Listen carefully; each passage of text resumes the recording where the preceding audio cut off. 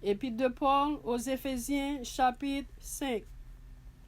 Devenez donc les imitateurs de Dieu comme des enfants bien-aimés et marchez dans la charité à l'exemple de Christ qui nous a aimés et qui s'est livré lui-même à Dieu pour nous comme une offrande et un sacrifice de bonne odeur.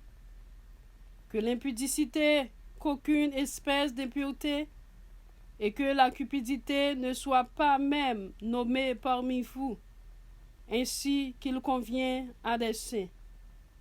Qu'on n'entende ni paroles déshonnêtes, ni propos insensés, ni plaisanteries, choses qui sont contraires à la bienséance. Qu'on entende plutôt des actions de grâce. Car, sachez-le bien, aucun impudique ou impur ou cupide, c'est-à-dire idolâtre, n'a d'héritage dans le royaume de Christ et de Dieu. Que personne ne vous séduise par de vains discours, car c'est à cause de ces choses que la colère de Dieu vient sur les fils de la rébellion. N'ayez donc aucune part avec eux. Autrefois, vous étiez ténèbres, et maintenant vous êtes lumière dans le Seigneur.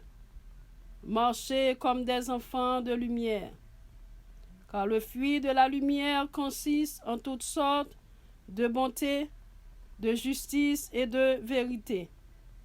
Examinez ce qui est agréable au Seigneur, et ne prenez point part aux œuvres infructueuses des ténèbres, mais plutôt condamnez-les. Car il est honteux de dire ce qu'ils font en secret.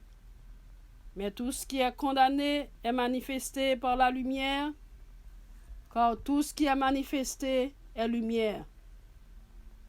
C'est pour cela qu'il est dit, « Réveille-toi, toi qui dors, relève-toi d'entre les morts, et Christ t'éclairera. » Prenez donc garde de vous conduire avec circonspection, non comme des insensés, mais comme des sages. Achetez le temps car les jours sont mauvais. C'est pourquoi ne soyez pas inconsidérés, mais comprenez quelle est la volonté du Seigneur. Ne vous enivrez pas de vin, c'est de la débauche. Soyez au contraire remplis de l'esprit.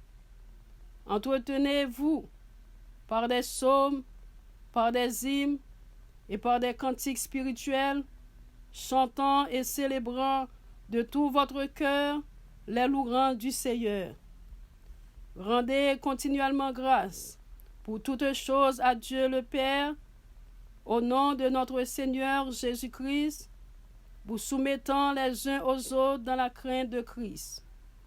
Femmes, soyez soumises à vos maris comme au Seigneur, car le mari est le chef de la femme, comme Christ est le chef de l'Église, qui est son corps et dont il est le sauveur. Or, de même que l'Église est soumise à Christ, les femmes aussi doivent l'être à leur mari en toutes choses. Maris, aimez vos femmes, comme Christ a aimé l'Église, et s'est livré lui-même pour elle, afin de la sanctifier par la parole, après l'avoir purifiée par le baptême d'eau, afin de faire paraître devant lui cette Église glorieuse, sans tache, ni ride, ni rien de semblable, mais sainte et irrépréhensible. C'est ainsi que les maris doivent aimer leurs femmes, comme leur propre corps. Celui qui aime sa femme s'aime lui-même, car jamais personne n'a haï sa propre chair, mais il la nourrit et en prend soin, comme Christ le fait pour l'Église, parce que nous sommes membres de son corps. C'est pourquoi l'homme quittera son père et sa mère et s'attachera à sa femme, et les deux deviendront une seule chair. Ce mystère est grand. Je dis cela par rapport à Christ et à l'Église. Du reste, Que chacun de vous aime sa femme comme lui-même et que la femme respecte son mari. Amen.